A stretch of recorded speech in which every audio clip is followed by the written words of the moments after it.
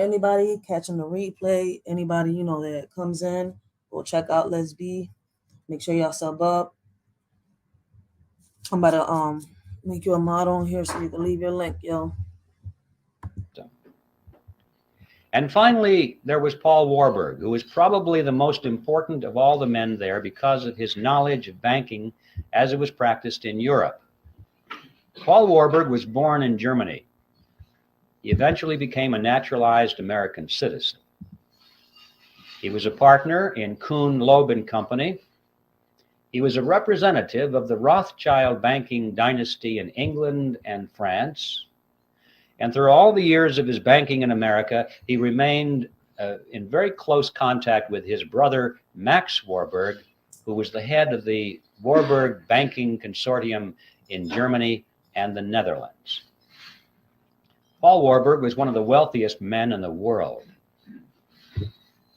And those of you who are Little Orphan Annie fans, you'll remember Daddy Warbucks. Well, Paul Warburg was the real Daddy Warbucks, after whom that character was named. And everyone at the time knew. Did y'all hear what he said? I'm going to take it back. For those of y'all that don't know the history of everything that has happened around us, listen carefully to everything he has been saying. I just want to rewind it back just a little bit so y'all can hear the names and everything. What they called the money trust. That was the name. It was a very popular expression in the newspapers. And quite a few politicians were elected to office on their campaign promise to break the grip of the money trust. President Wilson was one of those politicians, by the way. So that was the purpose of the National Monetary Commission, which was to propose legislation, which eventually became the Federal Reserve Act, to break the grip of the money trust over the financial markets of America. Aldrich was a business associate of J.P. Morgan. He was the father-in-law to John D. Rockefeller, Jr., which means, of course, that eventually he became the grandfather of Nelson Rockefeller, our former. Pause it right here. Lisby, you're correct. You're not wrong. They did the same thing. If you watch this whole video, like the link is on the description down below. For those of y'all, it's called The Titanic Secrets of Jekyll Island. It explains to y'all, it explains to us the reason why they sank that ship. It talks about the twin boats. It talks about everything. It talks about the scams. It talks about all that. It talks about the senators, the presidents, all that are in there. Y'all listen to that and y'all start doing your research. Even till this day, y'all could find out who are the people that are a part of this. And you know what? Let me give y'all head starts. Allegedly, supposedly, the people in these secret meetings be the people like, allegedly Jay-Z and all of them. So like I said, this goes deep into the rabbit hole. This goes real deep into that rabbit hole. Yes, these things are happening because, let me put it like this. These things are happening. We're not supposed to know what's going on, but they're exposing these secret meetings and much more. They're distractions. See, these people go on to these islands. They have these little meetings.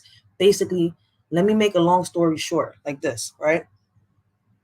You got ops, right? For those of y'all that play Call of Duty and all this stuff, right? Let's Be plays Far Cry and all that. I know a little bit about these games because my kids play, right?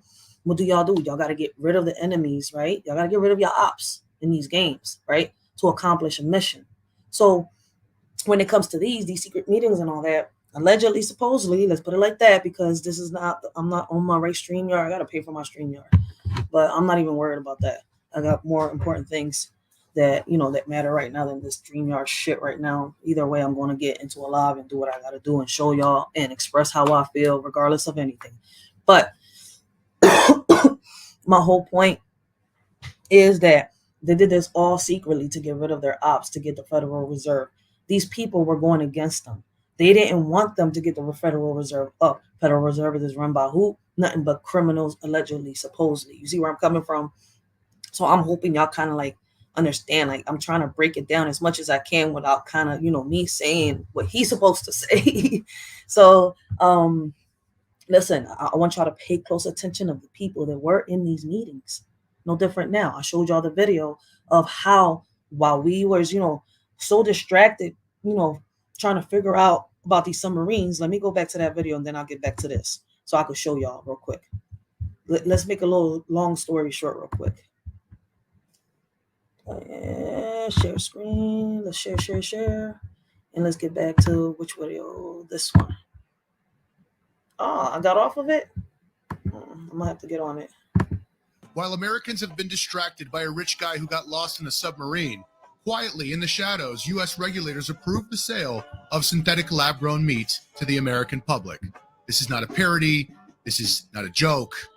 Let's get into it. In this article from the Associated Press titled, U.S. approves nation's first lab-grown meat, chicken made from animal cells, it talks about how 2 California companies got the approval to sell this shit to us. So I'm thinking to myself, who could be that powerful to convince U.S. regulators to sell us synthetic lab-grown meat? And it's none other than our good buddy, Billy Boy Blue, who's been the primary investor in companies that are trying out different synthetic meats for us to enjoy. He's also one of the majority shareholders in Impossible Meats. So I'm thinking, this guy's just a computer wizard. He's not a nutritionist. He's not a scientist. Could he be after consolidating the food supply? I don't know.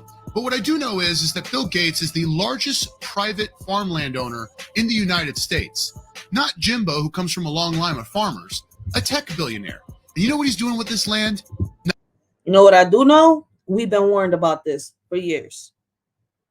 We've been warned about it. People have left the states because they whistleblowed about this, and they wasn't supposed to talk about it. People have been hunted down, been put in prison, much more. Listen, get mad at me, but I'm just bringing y'all the news. I'm trying to get y'all to wake up. And like I said before, for those of you that are woke, listen, shout out. Let's keep speaking up. But for those of y'all that are fucking sleep, stay the fuck in bed.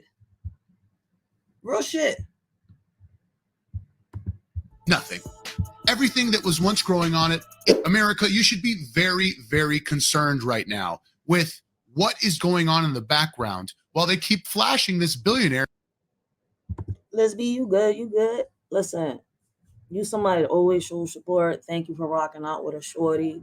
Like, listen, I know at times my lives get boring, but at the end of the day, I try to make them as educational as much, as educational as I can. Like, I try to spread more awareness than anything. So, like, thank you so much for rocking out and showing support. I'm doing this so that y'all can wake up, so y'all can see, like, look, listen, if we know about this, y'all can know about this too. Like, a lot of us have been aware about all this right here that's happening right now in 2023, but a lot of us don't care. A lot of us just don't care. Them people that, it is what it is, or I don't give a fuck. Like, I get that in certain occasions it is what it is, but like in certain occasions that it is what it is, or that I don't give a fuck. Listen, when it goes knocking on your door, that's when we're gonna be hearing you like, oh shit. Like, yeah, like we warned you. Now you want to say some shit. Like, after you brought us down, said this, did that. Like, what the fuck? People asshole backwards, though. So I know that the group that I'm in does their research. You're a part of that group. Like, listen, we thinkers over here. Like, we don't sit here and go by he said, she said, or just follow a trend. At the end of the day, we are re-educating ourselves and we're trying to spread awareness to those that are around us. Like, people could take the message, people could take, take this however it is, but at the end of the day, like, we know what's going to happen. And in certain situations like this right now, I can really say to those people that don't give a fuck, well, then it is what it is. When the devil comes knocking at your door, you could tell him it is what it is. I used to be one of those people that was like, it is what it is, but that's because I didn't understand, and I couldn't find a way to wrap certain things around my head. But it took research, and then I started understanding, like, oh snap, it took for me to shut the fuck up sometimes and stop over talking some people to get the grip and understand where they're coming from. Because some people, some people that are wise and have so much knowledge, they'll just come out here and then just put everything on us.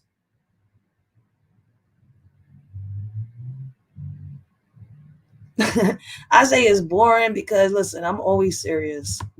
Like, I mostly, I get the attention of the youth that's interested like in history and stuff like that. And I've always been interested in history. That's why I'm so like, I could speak on certain things, but certain things I can't because it didn't really draw my attention at a certain point in time. But I know that the times it gets a little boring because, you know, I sit here and I try to like, but that's why I'm on this channel, because now I don't got to sit here and try to find words and hold back. No, man, screw that. I'm letting it all out on this channel. The other channel is more of a family channel. And even though at times I've sat here and I've, you know, my daughter's got me with a swear jar. So I got to be careful on that channel. As y'all can see, I kind of like post my daughter more. I did a little video on the park with her the other day on here, but I'm going to start posting her more on that channel. She's going camping, so we're going to start doing more videos. She want to do TikToks. So I'm going to leave that channel as is, and this one's where we all going to let it all out. But like I was saying, Lisby, yo, thank you so much for your support. Like, listen, I watch your videos the same way because I know, listen, we got to show support where support is shown. And at the end of the day, what Lisby is doing is not bad. She's with her family. She's with her kids. She loves playing them games. She does different things. So if y'all haven't seen her, go make sure y'all check up to her. I'm going to continue with the video. I'm going to keep talking and giving, you know, y'all more than welcome for anybody that comes into the panel, you know, later on. If you are a mod on here, please, you know, leave y'all links and network and get to know each other. Like, let's do this. Let's build. We're not here to bring nobody down. We're here to bring the news, nothing more, nothing less. But let's keep listening to what he's saying. For those of y'all that are kind of confused, yes, while we were asleep, they were trying to do a lot of things. And guess what? In order to get what they needed, they had to get rid of the ops. So for those of y'all that do, you know, play games and stuff like that, just take this like that. Like, come on, man. They went down on a submarine with an Xbox controller or whatever it is. But hey, let's keep watching the video. Who got lost in a submarine for the past few days, nonstop.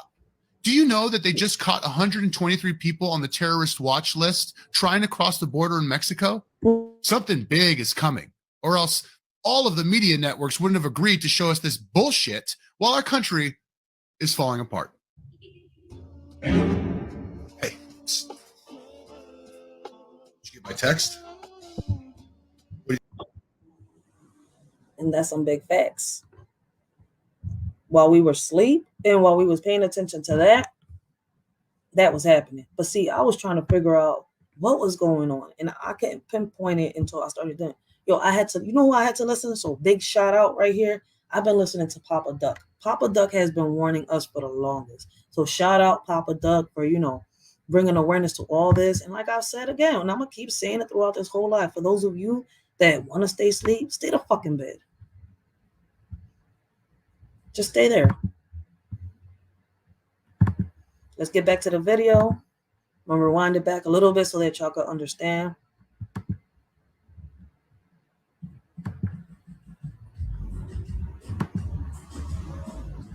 And I got to mute me because they're going to be playing music. Oh, what I do? See? I'm tripping.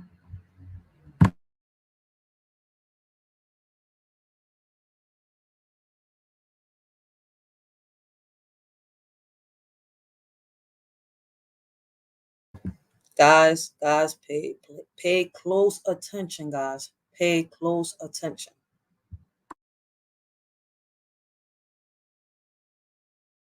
We find out later from his biographer, never fired a gun in his life. He even had to borrow that shotgun in order to participate in this deception. Even after they got on board the railroad car, this pattern continued. They were told to use first names only, not to use last names. Well, the train traveled for 2 nights and a day on a 1,000-mile journey to the south. And when they awoke on the second morning, the car was on the siding, the railroad siding at Brunswick, Georgia. And from there, they took the ferry boat across the inland strait to Jekyll Island and to the clubhouse. And for the next 9 days, these men sat around a table and hammered out all the important details of what eventually became the Federal Reserve System. And incidentally, if you visit that clubhouse today, you can walk down to the end of the one corridor there, and on a door is a brass plaque. And it says, "In this room, the Federal Reserve System was created." When they were done, they got back on board the train, back to New York, and disappeared. And for quite a few years after that, these men denied that any such meeting ever took place.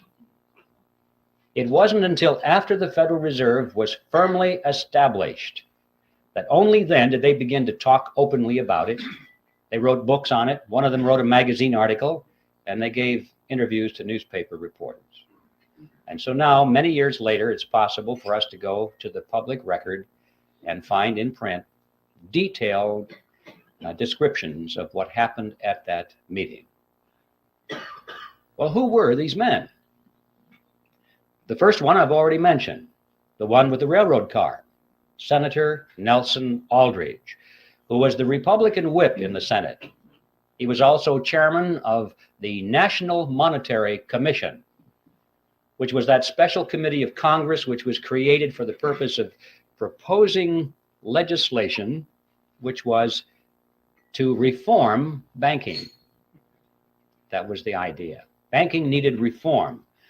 And the American people were greatly concerned in those days over things that were going on in the banking industry. People were losing their money in the banks because they weren't keeping their promises to hold their deposits in reserve. There were runs on the bank, and the banks couldn't pay the people back. But most of all, they were concerned over the concentration of financial power that was in the hands of a small group of very powerful and large banks in New York on Wall Street. This is what they called the money trust. That was the name. And it was a very popular expression in the newspapers. And quite a few politicians were elected to office on their campaign promise to break the grip of the money trust. President Wilson was one of those politicians, by the way. So that was the purpose of the National Monetary Commission, which was to propose legislation, which eventually became the Federal Reserve Act, to break the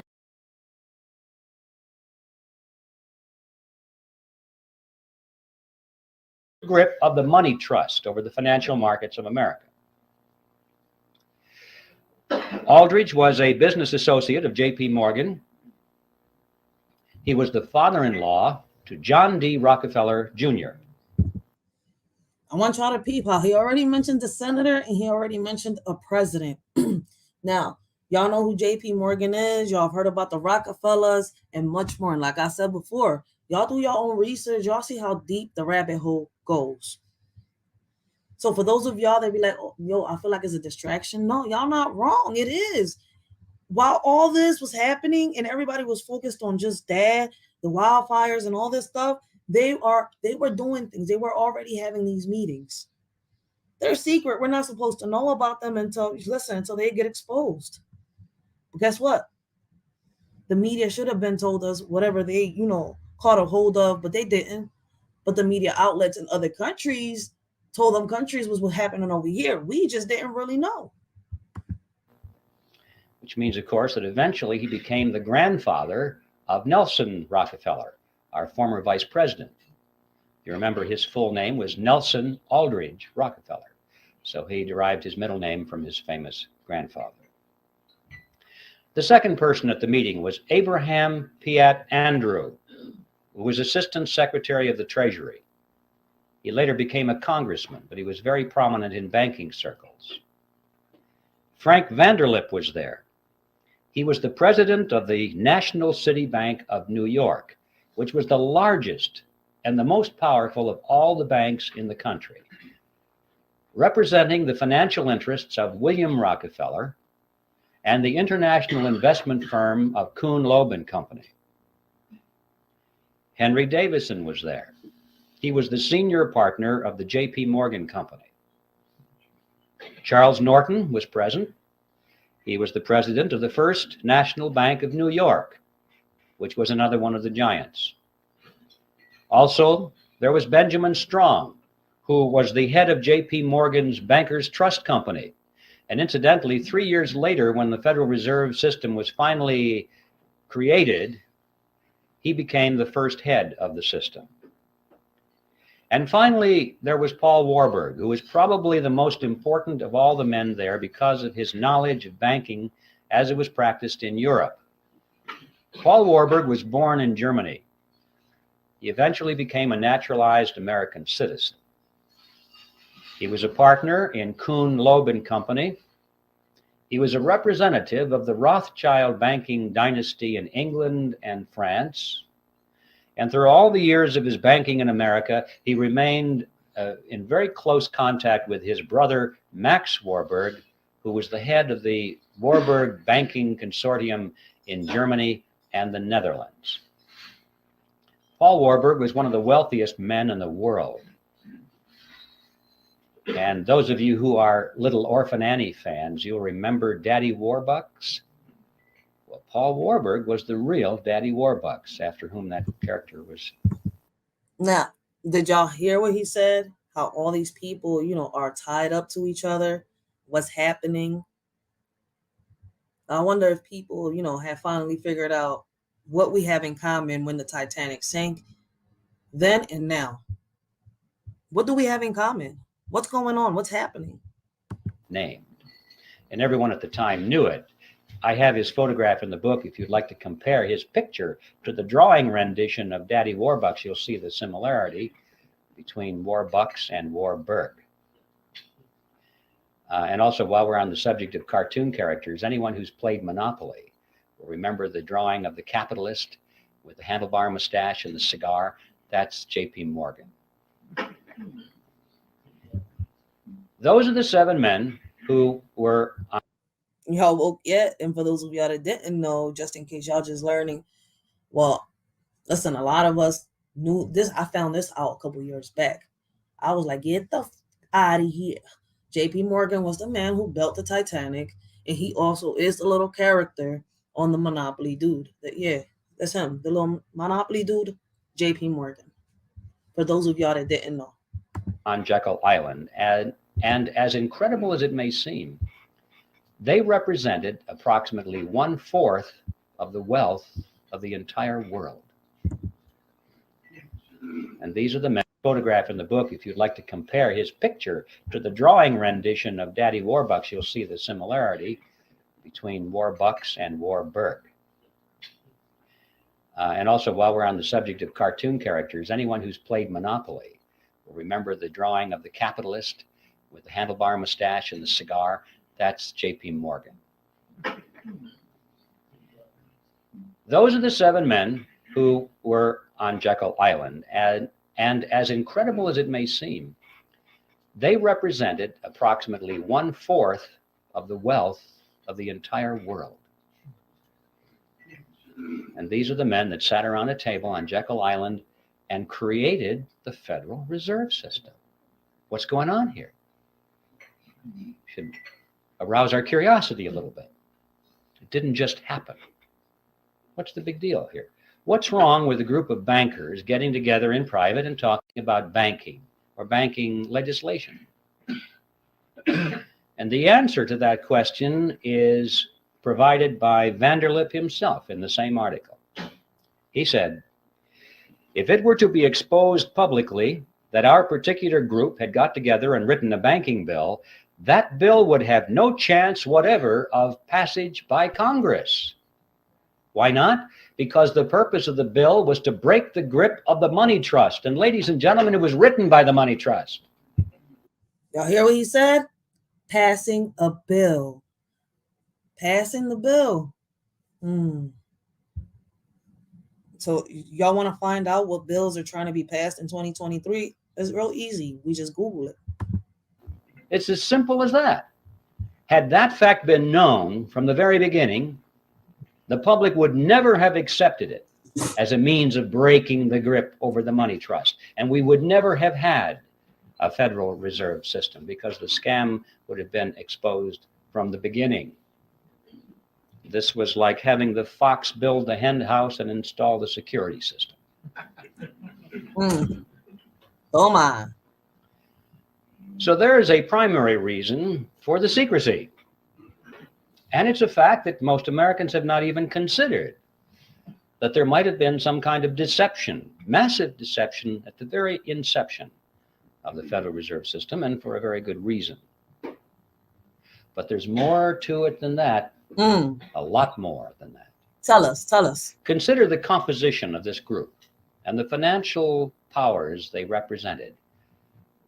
Is there anything strange about that mixture? Here we had the Rockefellers, we had the Morgans, Kuhn Loeb and Company, the Rothschilds, the Warburgs, all in one room for 9 days plus 2 days on the train, coming to an agreement. What's going on here? Anything strange about that mixture? Well, ladies and gentlemen, these were competitors. These were the giants in the field which prior to this period had been beating their heads against each other for dominance. Competitors, giants. Y'all still not putting it together?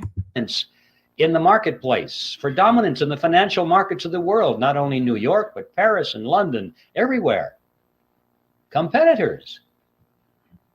This is extremely significant because it happened at precisely that point of American history when business was undergoing a major ideological transition.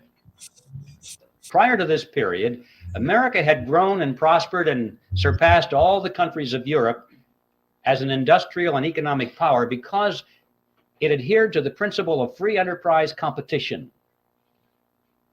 And it was in this period that a rapid transition was taking place to the concept of monopoly and cartel. Going back, in fact, to the old world concept, which had held Europe back for all these years. Monopolies. Kind of like what we're living right now, right?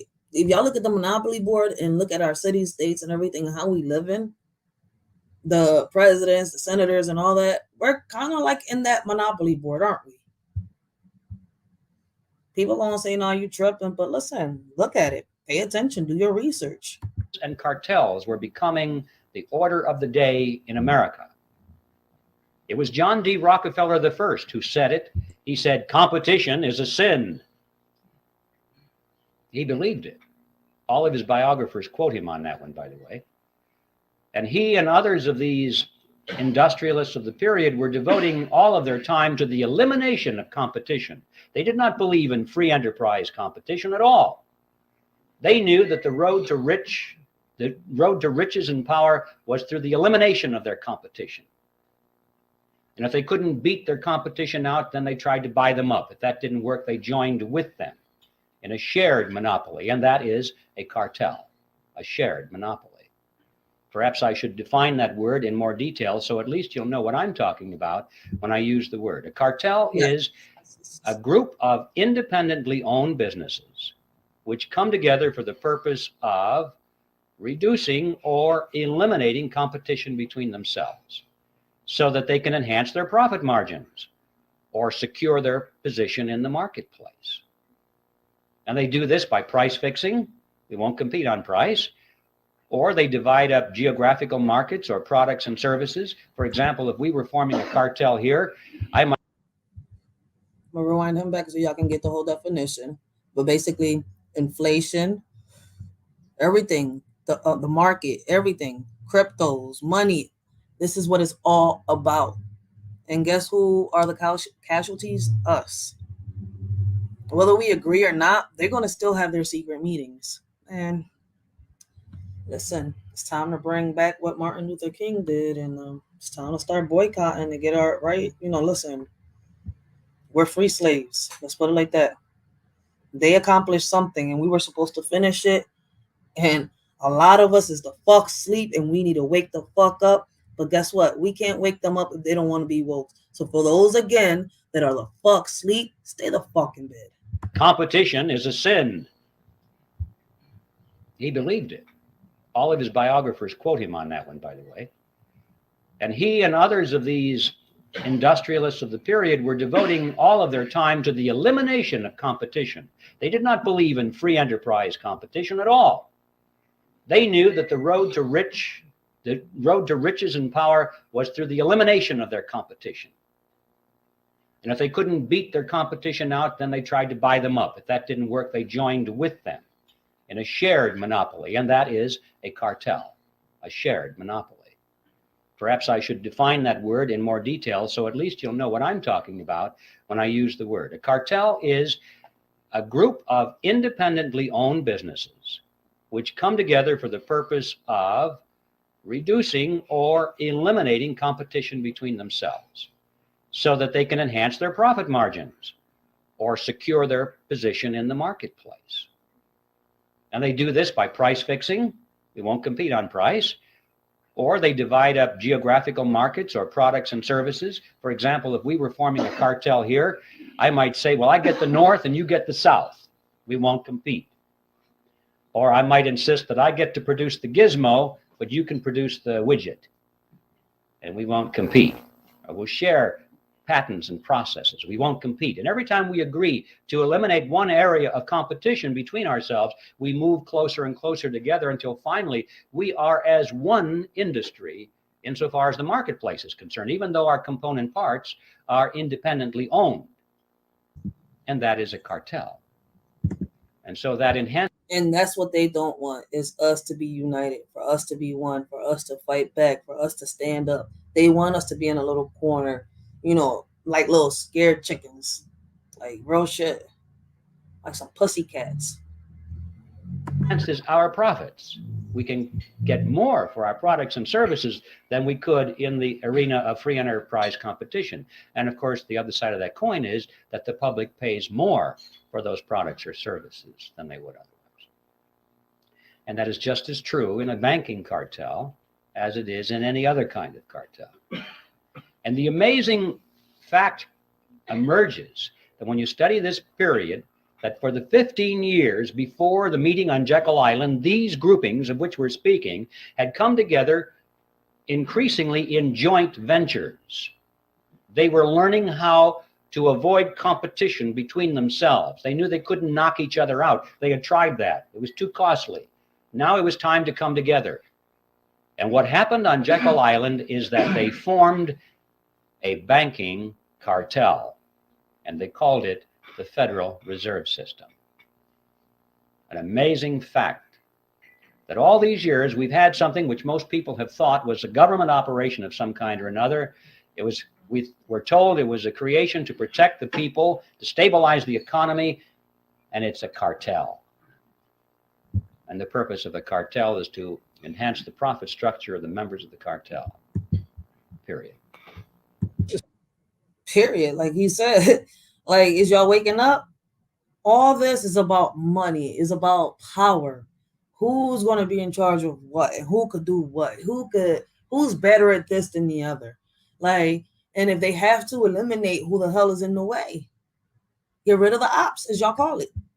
So 1910, William Howard Taft was president, and the 6 gentlemen who were there, Nelson Aldrich, Republican whip in the Senate, Henry Davison, senior partner of J.P. Morgan, A. Piatt Andrew, assistant secretary of the Treasury, Frank Vanderlip, president of National City Bank of New York, Benjamin Strong of J.P. Morgan, and Paul Warburg, partner representing the Rothschilds and Warburgs in Europe. And you say that in here that they represented essentially 1/4 of the entire wealth of the world. Of the entire world. Incredible statement. That's not my appraisal, but that was the opinion of the journalists at the time who were writing about these people, not in connection with the Federal Reserve, but they were prominent bankers, and they talked about the Jekyll Island group, for example, and then these bankers in particular, and the investment houses of Kuhn, Loeb and Company and so forth. But they said these men represented directly through the power that they held in their own hands and indirectly through the money that was concentrated in the investment firms like the insurance companies and the banking companies. Put it all together, they said it was 1/4 of the wealth of the entire world. And you know, that concentration of wealth has only increased since then. Well, you asked the question in your book, The Creature from Jekyll Island, what is the Federal Reserve, and what is your answer? Well, what it is, it's a cartel. It's not a government agency. It has the appearance of it being a government agency, and they went to great lengths to give it that facade. It does have the power of government because Congress voted to give the power of enforcement to it. But in its essence, underneath it, it's a cartel. It's nothing different than a banana cartel or an oil cartel or sugar cartel. Happens to be a banking cartel. They got together, they drew up the rules and regulations for their own industry to self-regulate their own industry, is what cartels do.